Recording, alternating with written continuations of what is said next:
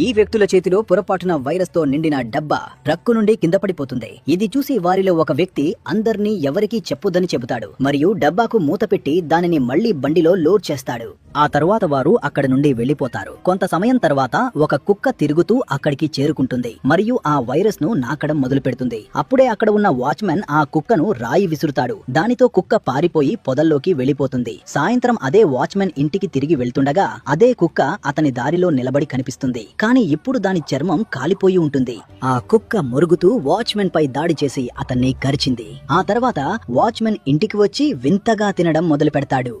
ఇది చూసి అతని తల్లి, "నువ్విలా వింతగా కుక్కలా ఎందుకు తింటున్నావు?" అంటుంది. ఇది విని అతనికి కోపం వచ్చేస్తుంది మరియు అతను ఒక్కసారిగా దూకి తన తల్లిని కరవడానికి మొదలు పెడతాడు. అప్పుడే అతని భార్య అతన్ని ఆపడానికి పాత్రతో కొట్టడం మొదలు పెడుతుంది. దాంతో అతను కింద పడి ఒక గదిలోకి దూరిపోతాడు. కానీ ఇప్పుడు ఆ వైరస్ ప్రభావం అతని తల్లిపై కూడా పడిపోయింది మరియు ఆమె తన కోడలిని కరవడానికి మొదలు పెడుతుంది.